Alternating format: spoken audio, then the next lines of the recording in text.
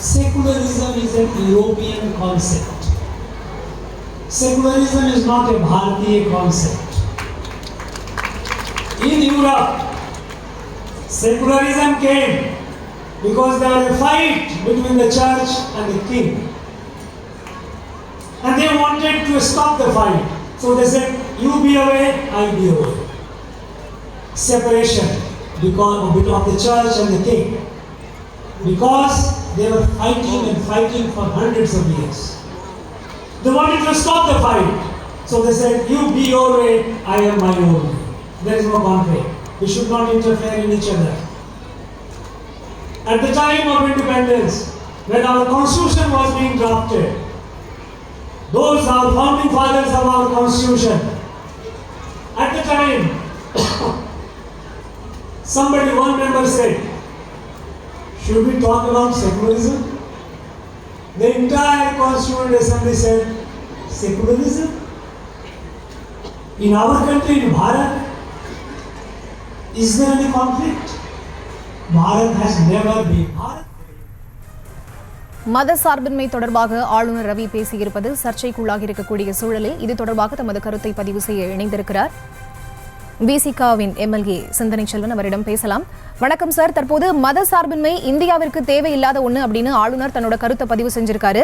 இதுல உள்நோக்கம் இருக்கும் அப்படின்னு நினைக்கிறீங்களா? வணக்கம். அவர் மதச்சார்பின்மை தேவையில்லை என்று சொல்வதோடு மட்டும் நிறுத்திக் கொள்ளவில்லை. மாறாக இந்து தர்மம் பாரதம் அப்படிங்கிற விஷயங்களை பற்றி அவர் பேசியிருக்கிறாரு. தொடர்ந்து இந்து தர்மம் தொடர்பாக பேசி வருகிற திரு ரவி அவர்கள் இதுவரை இந்து தர்மம் என்றால் என்ன என்கிற ஒரு தெளிவான வரையறையை இதுவரை முன்வைக்கவில்லை. இந்தியாவை ஆண்ட பிரிட்டிஷார் இந்தியாவில் இருக்கிற பல்வேறு விதமான பண்பாட்டு மரபுகளை, மெய்யியல் மரபுகளை இஸ்லாம், கிறிஸ்துவம் தவிர்த்த பிற அனைத்து மெய்யியல் மரபுகளையும் இந்து என்கிற ஒற்றை சொல்லால் அடையாளப்படுத்தினார்கள். இந்த சொல்லும் கூட பிரிட்டிஷார் கையளித்த ஒரு சொல்தான், அவர்கள் வழங்கிய ஒரு சொல்தான்.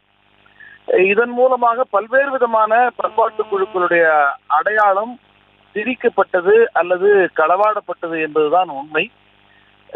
இந்த பன்மைத்தன்மையில் இருக்கிற மையமான ஒரு வேர், இந்து தர்மம் என்று சொல்லுகிற வேர் என்பது இரண்டு மிக முக்கியமான கொள்கைகளை அடிப்படையாக கொண்டது. ஒன்று, முற்பிறவி பலனின் விளைவாகத்தான் இந்த பிறவியில் நாம் இன்பத்தையும் துன்பத்தையும் அனுபவிக்கிறோம். உயர் சாதியில் பிறப்பதும் ஒடுக்கப்பட்ட சாதியில் பிறப்பதற்கும் காரணம் முற்பிறவியினுடைய பலன் என்பதுதான் என்கிற கருத்தும், வருணாசிரமம் என்பதுதான், அதை பாதுகாப்பதுதான், அந்த குருதி தூய்மையை, சாதிகளுடைய குருதி தூய்மையை பாதுகாப்பதுதான் தர்மம் என்பதும் தான் இந்து தர்மம் என்று விளக்கி சொல்கிறவர்கள் தொடர்ந்து சொல்லுகிற ஒரு கருத்தியலாக இருக்கிறது. இது தேசத்தின் சமத்துவத்துக்கு எதிரானது, பன்மைத்தன்மைக்கு எதிரானது.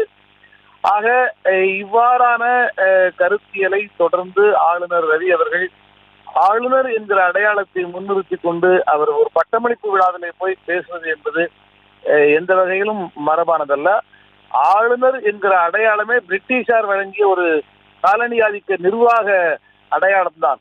ஆகவே பிரிட்டிஷார் வழங்கிய காலனி ஆதிக்க அடையாளங்களை தூக்கி எறிவது என்று சொன்னால் ஆளுநர் என்கிற பதவியை தான் அவர் முதலில் தூக்கி எறிந்திருக்க வேண்டும். அதைத்தான் விடுதலை சிறுத்தைகள் தொடர்ந்து வலியுறுத்துகிறோம். இந்தியாவிற்கு பல்வேறு விதமான வாழ்க்கை முறைகளை, பண்பாட்டு கூறுகளை கொண்ட மக்களை இணைத்திருக்கிற, ஒரு வலிமையாக இணைத்திருக்கிற நம்முடைய தேசத்தினுடைய மையமே மதச்சார்பின்மை என்கிற புள்ளியில் தான் அடங்கி இருக்கிறது. அரசமைப்பு சாசனத்தினுடைய மையமே மதச்சார்பின்மை, பன்மைத்தன்மையை பாதுகாப்பது என்பதில் தான் அடங்கி இருக்கிறது.